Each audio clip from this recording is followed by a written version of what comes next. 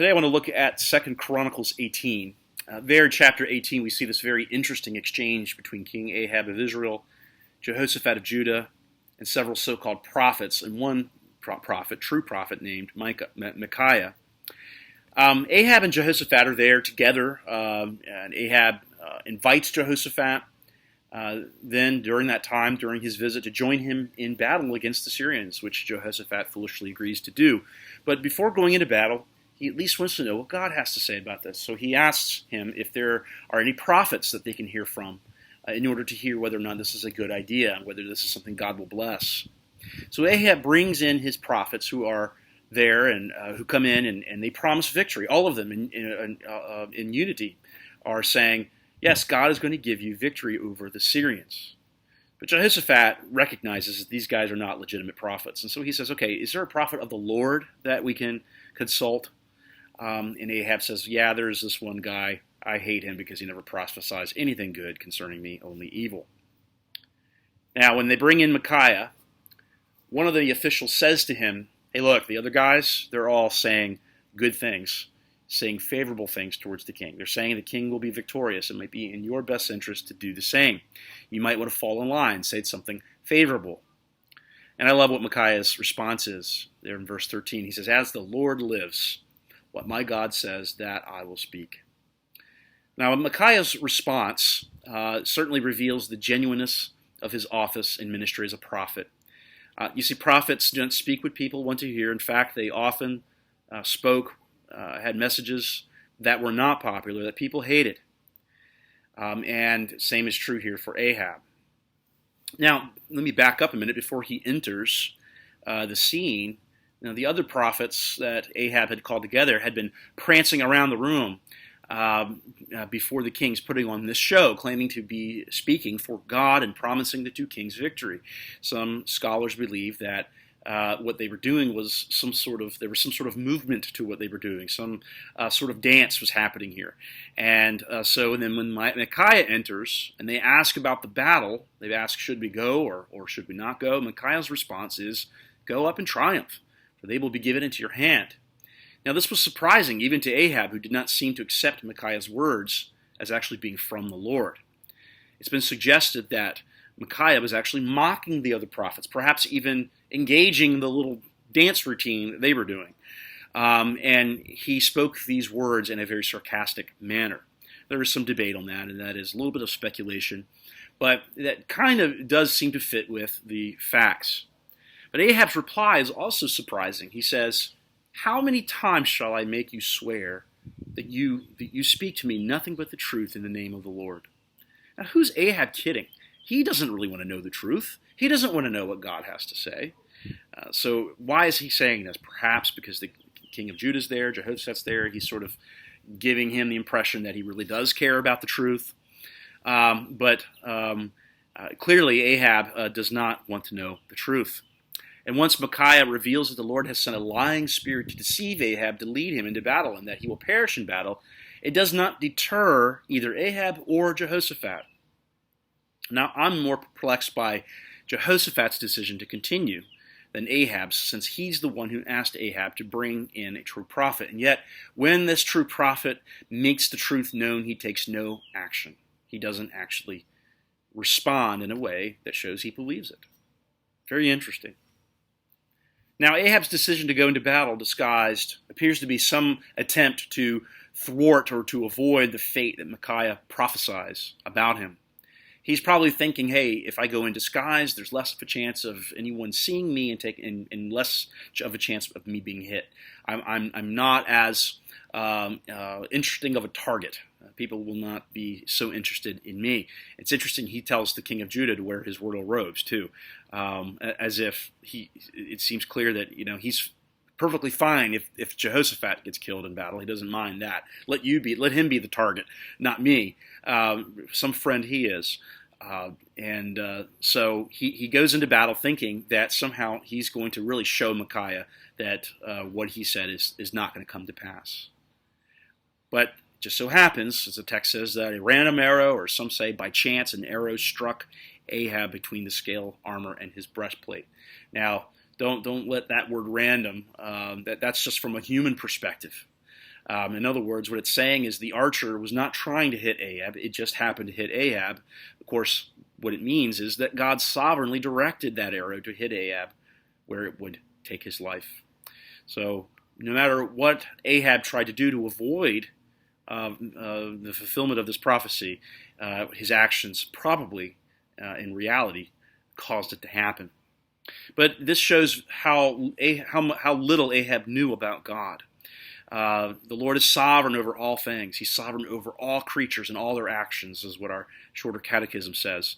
And he rules over all these things. Nothing at all, nothing in all the earth can thwart his plans. But something that this story touches on touches on a couple things that I want to bring up. First, our commitment to hear the word and do what it says.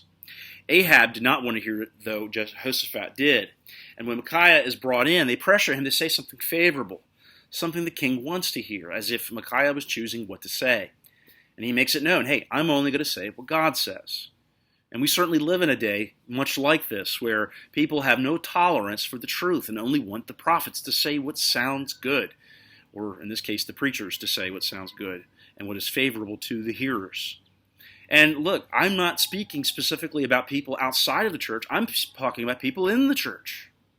The problem is in the church. And the fact that it's in the church is a much more significant problem than it being outside. I expect people on the outside of the church to not be tolerant of truth.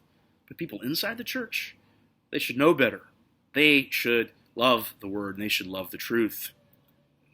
So, I remember years ago, a long time ago, in fact, I'm not even sure this woman is alive anymore, but an elderly woman years ago said to me, and it wasn't my church, I wasn't her pastor, anything like that, but she said to me, referring to her pastor, that she did not like it when he preached more confrontational messages or challenging messages, but she just wanted to hear uplifting, inspirational messages. That's all she was really interested in, which really surprised me. I had known this woman for some time and thought that she was a godly woman, but was surprised to hear that she really had no tolerance for the truth. You know, Paul says in 2 Timothy 4:3-4, he says, "The time is coming when people will not endure sound teaching, but have itching ears. They will accumulate for themselves teachers to suit their own passions, and will turn away from listening to the truth and wander off into myths." Ahab is an example of this. He surrounded himself with so-called prophets who spoke only what he wanted to hear. They spoke to please men and to be well spoken of. Jesus warns about this in Luke 6:26. He says, "Woe to you when all people speak well of you, for so their fathers did to the false prophets." Jehoshaphat is a warning then to believers as well. So certainly Ahab's a warning, but Jehoshaphat's a warning as well to believers specifically. The scriptures make it clear that he serves the Lord and really believes. I fully believe that Jehoshaphat was a follower of the Lord. He was a believer. He was not someone who just pretended or professed. Yet his request to hear from a prophet of the Lord seems to almost be a formality at the same time. Why did he go along with the plan? Why did he agree to do this, even though it was very clear that God was not with them and God was not going to bless this effort? Yet he still goes into battle. Not to mention this unholy alliance he had with Ahab. We're told at the beginning of this chapter that he had an alliance through marriage, meaning, and what we find out later is that Ahab's daughter marries Jehoshaphat's son. And Ahab's daughter becomes a problem later on, as you read of Athaliah, who takes over, is the one and only queen ruling over Judah, but very illegitimately as well. But this unholy alliance, back to this issue, this touches, I think, on another matter that we need to think about. We can very easily fall into similar alliances without realizing that we're compromising. Alliances that we should not part of, but we can't see that it's a compromise. Maybe it's a political party or some other organization or maybe some sort of way of thinking, an ideology. There's a good chance that we are more like Jehoshaphat than we realize. Now, one bit of good news here at the end that should encourage us. Perhaps we are more like Jehoshaphat than we realize. But despite Jehoshaphat's inconsistencies and despite mine and yours, God still preserved his life. While in battle, a battle he never should have been part of, he cries out to the Lord when he's attacked. And Scripture says that the Lord saved Jehoshaphat. Now, here are a few questions for reflection. Ask yourself this. Do I have any unholy alliances in my life that I need to think about? It's possible that even like during an election season, I'm not saying it's wrong to be affiliated with a political party, but I do think that some Christians get so far into the political talking points and into the thinking that they don't realize that there are inconsistencies with their political alignments and associations and with their Christian faith. So maybe there are some unholy alliances in your life, in my life. And so a question then to ask is, are there any? Am I aligned with any ideas, philosophies, organizations that conflict with my convictions? Here's a second question. Am I truly committed to hearing the Word of God and keeping it? Am I inclined to listen only to that which allows me to live as I please, like Ahab? Or perhaps I'm inclined to say that I want to hear the Word, but in the end I don't want to do what it says, like Jehoshaphat?